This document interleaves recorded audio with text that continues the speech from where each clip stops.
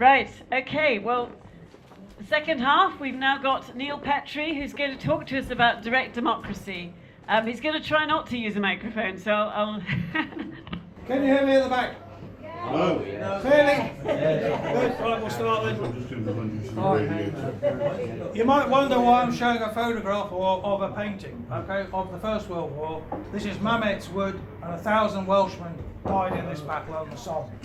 2 years later, these people and their sacrifice would lead to us getting the vote. 40% of us did not have the vote. Those Welshmen fighting there, 40% had no vote. 1916, 1918, they still did not have the vote. And it was won by their sacrifice. So I'm talking about direct democracy because I believe what these men did got most of us in the working class the vote. Yeah, right. Without being a property owner. Yeah, now, without being a property owner, exactly. Right, let's look at the history of democracy, which is very short and much interrupted. Demos kratos, from the ancient Greek word, people to rule, okay? Doesn't say parties or representatives, does it? That is what we talk about when we talk about democracy. We're not talking about parties and we're not talking about representatives. But that's what we've been told to think about. The first time after the ancient Greeks and the ancient Romans had real democracy, you come up with the Swiss, and that took 1848, the year of revolution across Europe. The next lot were the Taiwanese. In the early 1920s, Sun Yat-sen had been to America and he saw democracy at work in terms of direct democracy, because they had some direct democracy in most of the states in the United States. He went back to China and he set up direct democracy, and they got it in the 80s and 90s when they got rid of the military government in Taiwan. Estonia has direct democracy on a digital platform today. That's how it works in Estonia right now. So do you want to live in Switzerland, Taiwan or Estonia? Okay, these are your choices, that's it.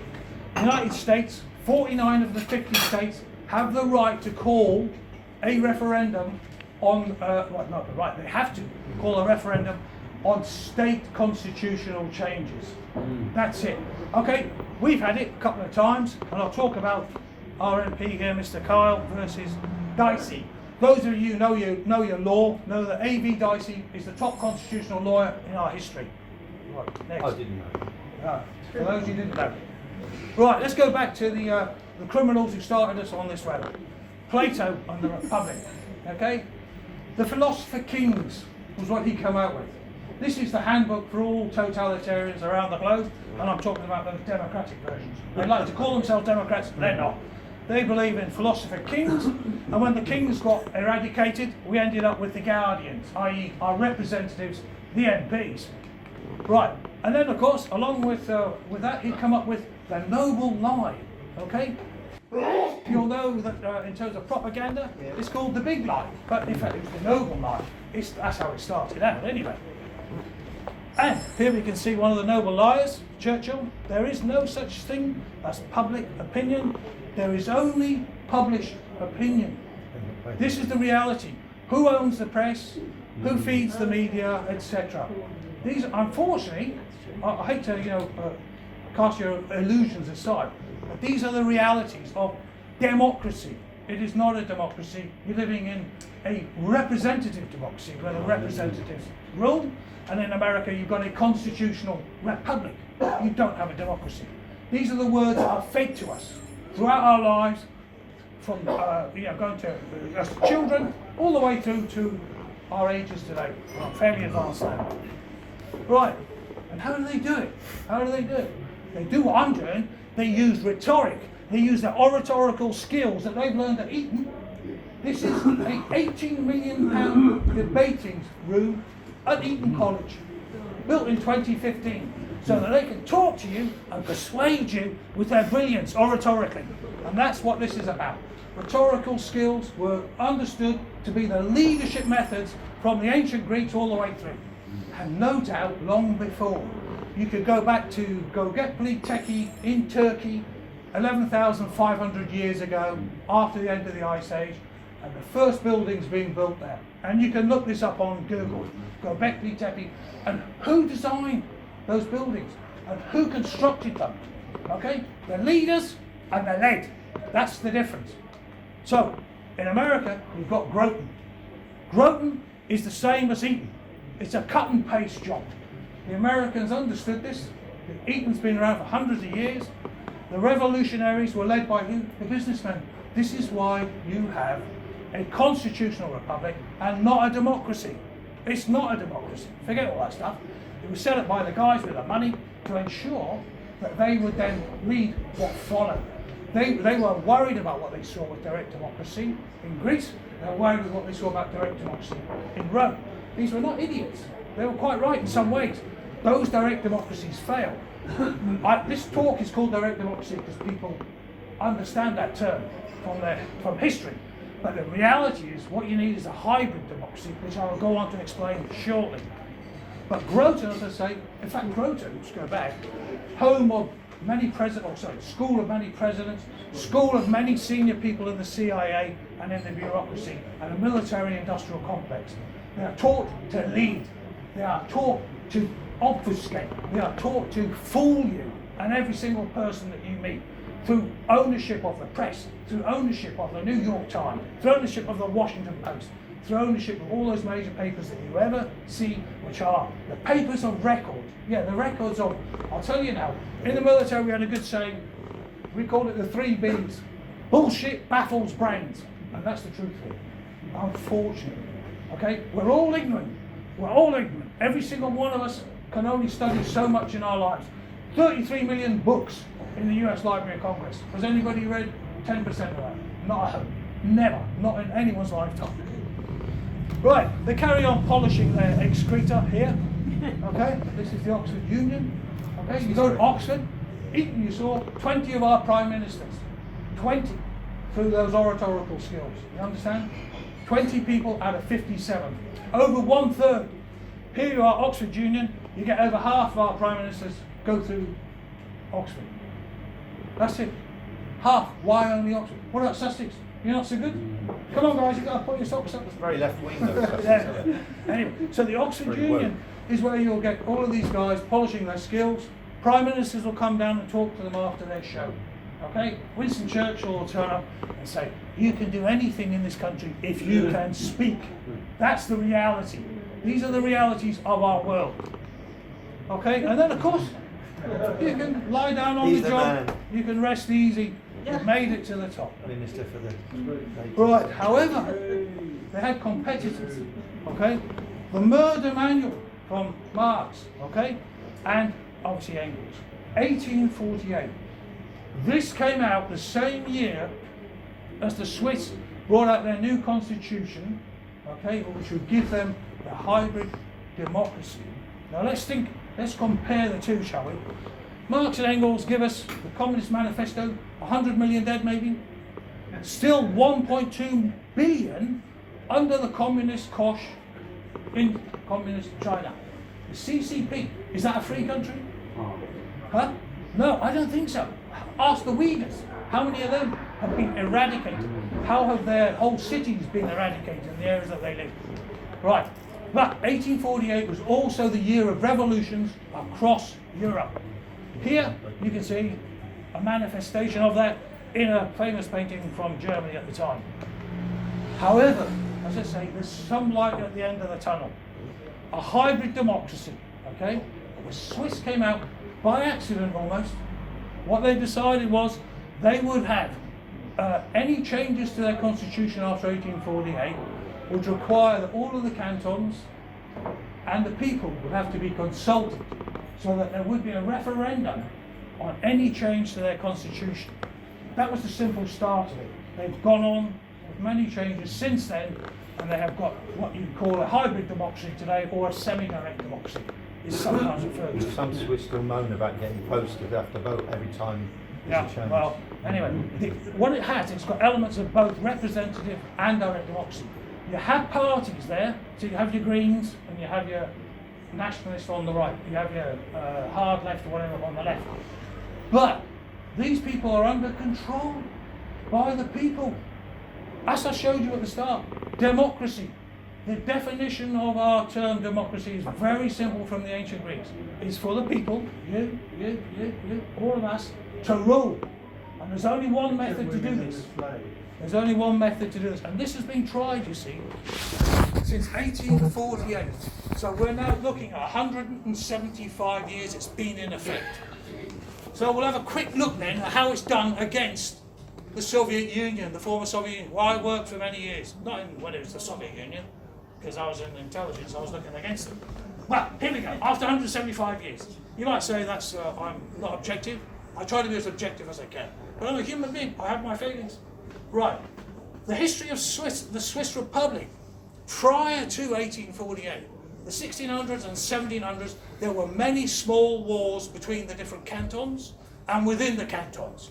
They were the most famous mercenaries across Europe. These are fighting hill people, okay?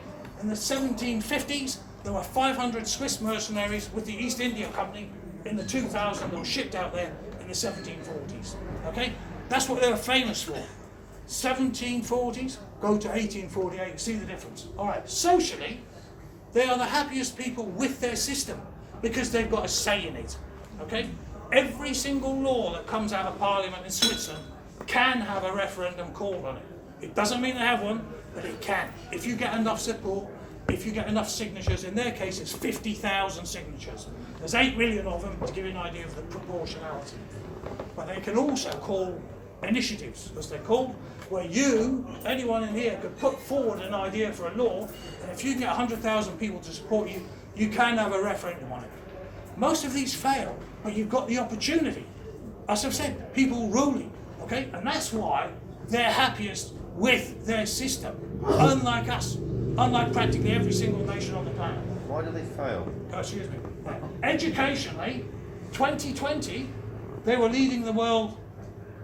Okay, look at America, look at Britain. We're well down the scale, 26th, 29th, and they're the leaders. And they've been doing this for years. This is common. What I'm talking about are common things. And these do not come from direct democracy. They come from the hybrid. It's not just the people. They've got past the failings of the old direct democracy. Financially, their salaries, you can look this up. Everything I say you can Google. Every single thing. Okay? 91,000 is the average. 46 is ours. Half. Because the people control it. They control the educational system. Every single canton has a different education system to the others. Like we used to have, we had the counties running them. And they chose what system they want, and that's why they're the best. Not because it's centralised. It's the opposite of centralisation. Otherwise you've got the communist system. Okay? Well, you'll be told. I will not tell anyone in this room what to do, but once we've agreed on it as under a referendum, I accept it. Do you understand me? That's their system. Personally, finally, disposable income is twice that of the world average. You can check this again. It's all in my book, by the way. I'm not trying to sell the book because any money I make goes into this campaign. It's as simple as that. Okay? Now, morally, Einstein was educated there. Okay? He came up with these ideas whilst he was working as a professor in Switzerland. After he'd left Germany, which he hated, the Prussian education system was stultifying, and he gets there and he finds, as he says here, what are we saying now? I love the Swiss because by and large they are more humane than the other people among whom I have lived. Okay, this is probably one of the brightest men who's ever lived. And he was a very decent, sensible, reasonable guy actually. And he understood the benefits that this freedom gave them.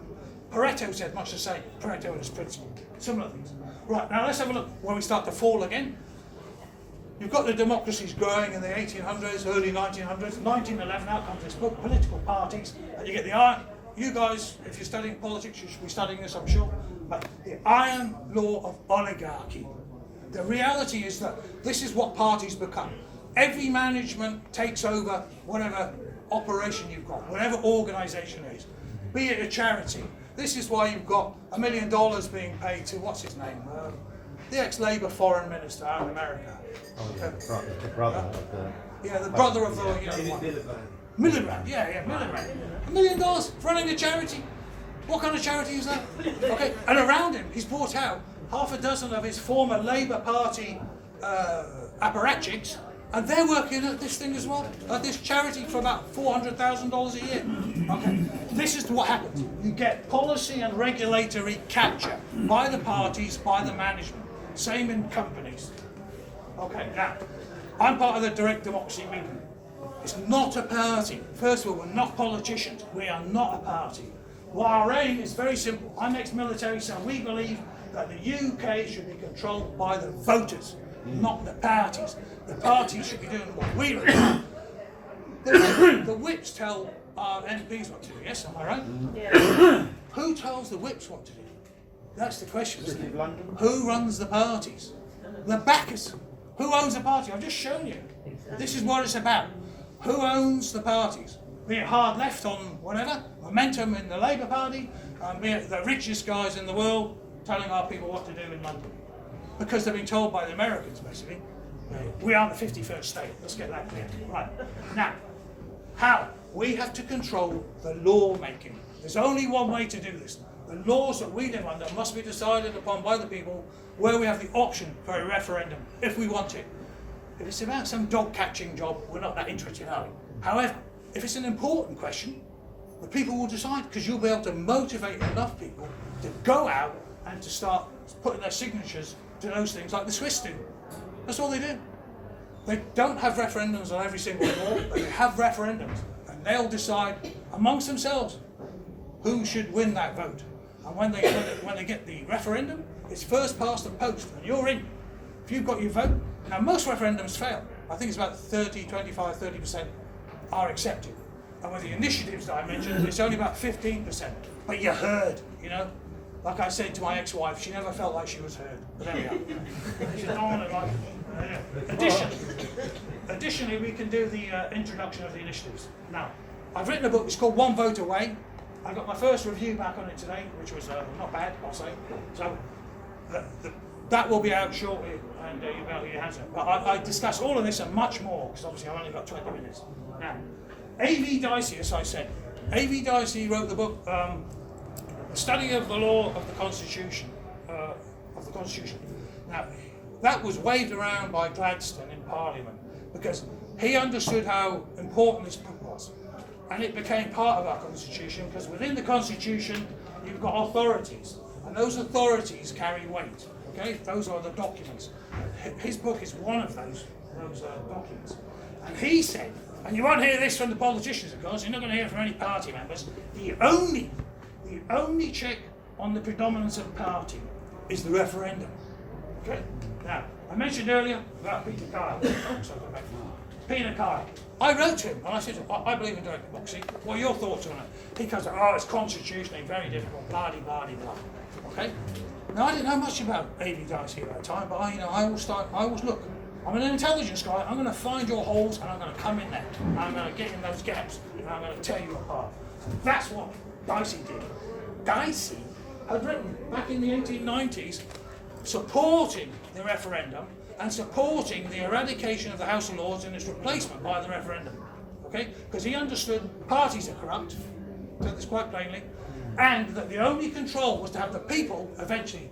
Why do you need a House of Lords? Why do you need a second House of unelected people telling us all their ideas? I'm telling you now, I'm sure every single person in this room has their own life experience, and it will be equivalent to or better than a lot of those people who are getting voted in. In fact, I'd say it's definitely better in many ways, because they will do what their whips tell them to do. Okay? And you've got to remember, the first and the single most important character trait in life is courage. Okay? As Churchill told us, because it guarantees everything else. If you haven't got guts, you're not going to make it. Okay? And all of those MPs are going to do what their whips tell them. Now, we want parties there as our functionaries. We want them there to administer what we haven't got time for, so they can thrash this thing out, and then they put it out for us in a referendum, if we want to hold it or not. But if it's good enough to go through, it'll slide through. If it's not good enough, then we'll say, I want a referendum on that, and you get enough signatures, then you'll get your referendum. This is what a hybrid democracy allows you to do. It's not a direct democracy like the ancient Greeks had, and it failed on that, because you'll get tyranny and all the rest of it. So, Dicey, sorry Peter Carl, you're wrong. Right, how do we win? Nigel? We've been there and done it. They're not fixed. Make sure they're not fixed. Yeah, Nigel, like me, UKIP previously. Yeah. Okay, and we believe get rid of the commissioners, the commissars, okay, who are telling us all what to do. The unelected again, unelected, rather like the WHO, is that right? Who elects those people in the UN to tell us all how we should live our lives and their agendas? Okay, so that's why the sovereign state is the single most important thing left. But within it, we've been fooled to take democracy as representative. Complete rubbish. Absolute treason, really, in many ways. Okay, so we've been there, we've done that. We got the Brexit vote. Yeah. There were a few thousand of us at one time, and that's what we managed. It took us a long time, but we did it democratically. Okay, because I was doing it so I could get to this stage. Persistence paid, Neil. All right, now, what we've got here, in fact, there's a game changer, okay? We've been working on this for some time. We came up with a voting platform of our own within our little organisation. It was rubbish, However, there were people who've done a better job than us on this, okay? And what we were looking at was to design it so that you could vote on all the bills going through Parliament before they're voted on by your MP. And in this fashion, you could give them the nod. We like that one, or we don't like that one. That's what we did. And then also, in addition to that, you can create votes so you can do those things that we're talking about, the initiatives. And the first one we looked at, outside, I found Yasser Bilal, great guy, who was looked for us under the European Union, believe it or not, developed system. I didn't know this, maybe you did, but I certainly did not. That across the European Union, there's a thing called the Citizens' Initiative. And the Citizens' Initiative is a direct democracy platform. I never knew about it. You know, because they don't want you to know who controls the press, who controls the information flow, okay? They're not telling you this stuff, they've built it. And in fact, the UK government helped build this, but the civil servants did. But when the government found out it was progressing so well, they stopped it. They stopped it, okay? They stopped it. And the union, civil service union, tried to take them to court to say we want to carry on with it. So it stopped what? This development of this iVote system, this direct democracy system. So it ended up being developed separately by the EU itself without the UK. It's being deployed across the whole of the European Union now, okay? And it's also deployed in several other countries, Australia, Italy, and a few others. It's been used in Canada, okay? And it's highly secure. It's gone through all of their systems. It's got to go through all of the government development processes. So that's the first thing we did. But it's a slow process, and then we asked to get access to it. Yasser asked. Now, what's unique about Yasser was every single operator on that system is a nation state. There's only one individual, and it's Yasser. Only one. The rest is nations. But he managed to get us access to it. So he can and develop it. And then we went to the UK government. We had to go to Rishi Sunak's office, and we were denied. Okay, for now. So we're back in the working on it. However, separately, Richard, would you mind standing up? Richard Borner has been developing the blockvote.org system. Blockvote.org. Yeah, Blockvote is basically blockchain-enabled voting platform. And what we're looking at is we're already working with independents. There's a few trial groups up in the north of England that are utilising the platform for voting during this May election. That's the plan, and that's what's underway. Okay, so it's under trial. It's not complete, but the bottom line is I'll show you the EU system. Look at this. This is the system in use in Estonia today, the leading digital direct democracy on the planet. Simple as that. Even ahead of Switzerland. Okay, you can use it. Right. Now, if you look here, the national level, the local level. You only need 1,000 signatures. It's a much smaller country than ours. But this is the reality. They can call for, they put forward their own ideas, and these will go in to the government. So Estonia is already doing this. So we are light years behind on that. Because they don't want you to know about it. And they'll tell you. The big thing they'll always tell you is that, oh, it's mob rule. Well, when did you hear of the mobs running around the streets in Switzerland last? Anyone remind me? Can you? Honestly, can you show me why they've got a better income than us, better education than us? They call it populism, don't they? It's populism. Exactly. They'll insult it by giving it some other name. They'll call it populism. In fact, the reality is that people have got much more wisdom. You can have 648 MPs, whatever it is, or you can have 50 million of us voting. What do you want? Who's got the more wisdom? Okay, that's the point. Now, blockchain is used because it's more secure than the government platform. Our aim is to have a a voting platform that is more secure so government can't criticise it. There's no passwords to lose because of the system that's using a thing called Magic Link. Okay? Minimising your personal data, and it won't be sold on. Okay? The aim is to make this. Richard's not doing this for money. He might make some money out of it down the road, but he's not doing it. He's putting his own time and effort in to create this for us. The voter's ID is known only to yourselves. Your blockchain number. And you can check your own votes on the system like this. Okay? And it will register the number of votes that there are within your county or within your constituency, and it will then tell you there should only be 13,000 votes here. So if you've got 25,000 votes, there's something going wrong, isn't there? Someone's fiddling it. Okay? 50 million UK votes can be counted in 5 hours. So we don't have to wait days. It's not America, you know. January the 6th, oh, of course. Can't talk about that, sorry. Bandwidth cost would be around 8,000 quid. That's it. So this is what we're talking about. Here's the block vote platform. You can see that I just took this the other day. These are some of the things that you can vote on now. Okay, this is what's coming up in front of Parliament right now. Okay, and you can see there's voting and there's elections as well. So this is the platform we believe is probably the most secure that you'll find, and it's being worked on as we speak. Now, I'll get into your conspiracy theories now, what I call them strategy analysts work. Okay? Here we are, Mr. Rhodes, you may recognise that name, Mr. Rhodes, yes, from Africa. Anglo-Saxon greatness is what he was after. This is the New York Times, 1902. Famous conspiracy theories, yes? Now, here we go. He believed that a wealthy secret society should work to secure the world's peace and a British-American Federation. Now, how does that sound today? Is someone achieving some of this? Why are we in Ukraine, you know? Why has America got a military-industrial complex that we were warned about by President Eisenhower in January 1961? Okay? Because of things like this. This is not a conspiracy theory. You can all get this and download. We'll send you this if you wish to have it in PDF, and you can link to the New York Times from 1902. What do we have today? The New York Times. An IRS official is said to assert. That's telling you a lot. Just those few words. Is said. Sorry, Neil, what official? An I what? Sorry? An I what official? IRS. Inland Revenue Service. Oh, sorry. Taxman. Okay? Is said to assert. They don't want to say anything, so they say is said to deny and then to assert. Okay? It's about distancing. It's when you're lying, you're always distancing. It's not saying IRS official claims, IRS states. No, it's said to assert.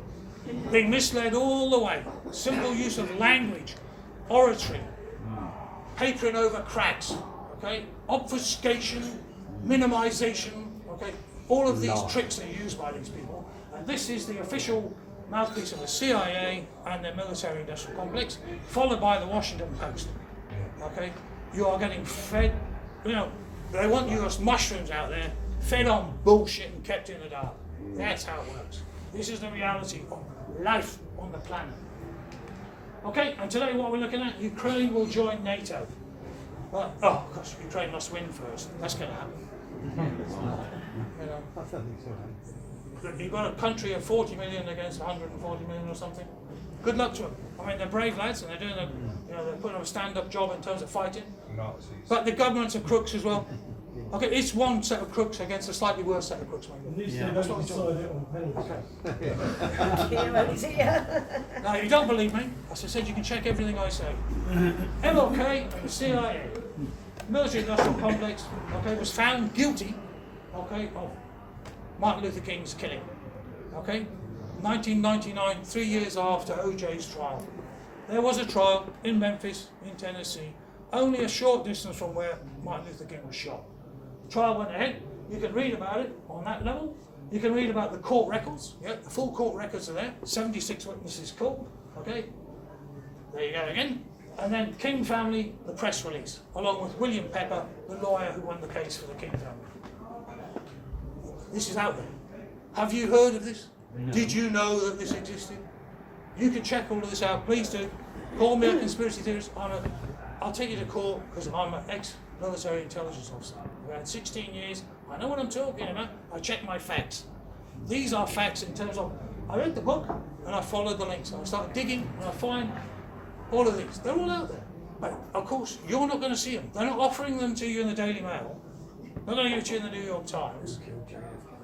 This is decades of obfuscation and lies. I hate to tell you, I was in the military. I volunteered to go and do it. I had 2 years with the American military. I won't tell you where or what, but that's what I did. But this is, unfortunately, the reality. This is why what's going on, question everything and check everything, please. Right, actions, not words. These are the things that count. Use block vote in the UK. Please help, we want to develop it and make it better. Okay, go on to blockvote.org. Give your feedback, please, to Richard. He'll really appreciate it. We're giving support in terms of people on the ground to be elected. But if you've got any of your super duper, IT guys as well, can speak to Richard. He's got it's a hello at, isn't it? Yeah, hello at. Support independence. Okay, and if there are any parties backing the hybrid model, the only way out of this hole, and it is the only way out, I believe, and I've been doing this for a long time, and looking at the parties and trusting them for some time early on, but we've seen in the recent decades they've deteriorated horrendously. The system is now crooked beyond repair without some evolution of democracy. Yeah. As I showed you in 1918, we had the evolution. When those 800,000 British men who died on the battlefields in World War I earned the vote for 40% of the British people. Okay, the men who did not have to vote. And the ambulance women who were driving their bodies back and their wounded back to the field stations got the vote for all women over 30 in 1918 as well. So it was hard earned. Okay, now we've been messed about for decades and centuries. Yes. There is no democracy, and we still don't have it. But the hybrid will give us that freedom, and it will give us that opportunity to take control. What was it Boris and all the rest of them saying with Brexit? Oh, we'll take control. Complete bollocks. Right. All right? Drivel. We all know it's drivel, but that's where we are. But we can take control. We are their worst nightmare. What is happening with direct democracy is the worst nightmare for these people because we take control away from them. Simple as that. But it's not us, it's you. Richard, me, our movement can't do this. You all need to do something. You all need to understand that this is the real world and we can take control. The Swiss did it peacefully. Absolutely. Well, they had a little civil war first, but it was very small. Only lasted 100 days. Estonia's done it. Estonia's done it without that. That's the point. As we develop, Taiwan did it without a war. They got kicked out by the communists, of course. They then went on to, was it 60 million dead? 45 million maybe in the Great Leap Forward. That was around the time I was born. Okay, time I was born, there were 45 to 60 million Chinese dying because Mao didn't want to listen to what was coming up from the ground, and the Communist Party members didn't want to feed back the reality to Chairman Mao. And how Simple. many? And And how many did Stalin? Kulaks did Stalin? Stalin, Stalin, the kulaks, millions and millions. So there is a way. It's not the left, and it's not the right. It's right in the middle, but it's us running it.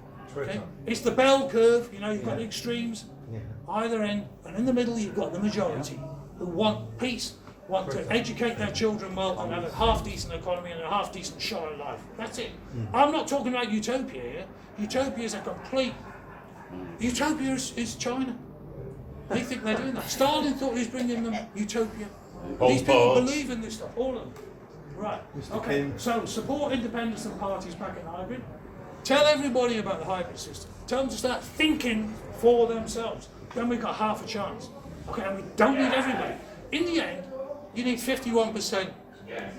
You think it's not true. We got Brexit. How many did we need? 52, I think. Well, they don't. Yeah, but no. What I mean is, you don't even need that. You just got to be able to make the parties understand. If they want to survive, sorry, Nigel. If you want to survive, you're going to have to change. Okay, no one likes change. The party politicians don't want to lose power. It's down to us. Okay, if you haven't got the gumption or the courage to go for it, then accept your lot when they're feeding you bugs down the road. enjoy it. I'm a vegetarian, by the way. Well, I don't object to people eating meat. Now, next, write to your MP and councillors and you tell them about Dicey. Tell them about Dicey. Oh, you should write to Peter Kyle now and tell him. I heard that bloke Neil preaching and he told me, you're wrong, all right? And I'm telling you, you're wrong. And here's you can send him the link. Right, now join the movement and block vote. Finally, I'm coming towards the end now. Jonathan Sumption, the Supreme Court Justice who just retired very recently. He made Sorry, it is that clear. Lord Sumption you're talking about? Yeah, Right, Lord okay. Sumption, yeah. He said that we're only one vote away, okay, from changing the Constitution. The Constitution is not difficult to change. The Parliament Act allows us with one vote in the House of Commons to get things changed. My book is called One Vote Away. It's not for that reason. It's just that we're always one vote away from the change we want if we live in a direct democracy. So that's my point. It's a hybrid democracy, not a direct. It's that combination, so you get, as I say, those people doing the work who like politics and are decent. I'll tell you one quick thing. Switzerland, the MPs work 12 weeks of the year. And they're only paid a daily stipend for those 12 weeks. They work 4 3-week blocks. That is it. Because most of the work is fed down to the councils, the cantons, the local councils, the local county. And that's where the work is done, that's where the money is spent. And that money is spent because wisely, because you're controlling it. You have much more control at that local level because they have referendums at the local level as well, not just the national level. So this is the difference. Their GDP debt per capita is half ours. Our per capita, we've got about 100% of our GDP in debt, so that's what we all have. Theirs is about 48%. They've just gone skint in Switzerland, haven't they? No, there's one bank has had a problem, yeah. Just like all the banks, yeah. It's not Switzerland. Yeah. So that's the difference. Yeah. I said to you, there's no utopia. There's no utopia. All right, there's 500 books you can buy on utopias, and they're all, you know what, the common thing in utopia is there'll be people at the top who are deciding how wonderful it all is and how you should live, and then those who don't agree with it should be killed. That's utopia. The Swiss were meant to be killed in the first book on utopia. Thomas More said, kill all the Swiss because they're the mercenaries. In his time, in the 1500s, they were the mercenaries, as I told you. These are the hill men fighting. You could hire them, whole armies. Thomas More specifically said that. Yeah. He used fictionalised nations in terms of the names of the nations, but it was the Swiss he based it on. Okay, that's it. You can read Thomas More. Check it out, please. So finally, I'll just say, we've got to thank those who came before us. Okay, as I said, 800,000 men dead on the battlefields in World War I, another 250,000 in World War II. Okay, but in particular in World War I, they got the vote for 40% of us. November the 11th, there was no vote for 40%, as I said. By December of 1918, when they had the next election, they'd been given the vote. And it was because the government had to recognise that sacrifice. Otherwise, where would it be today? Would we have been as advanced as we are? Maybe not. So we want to thank them. So we will remember them. Thank you very much.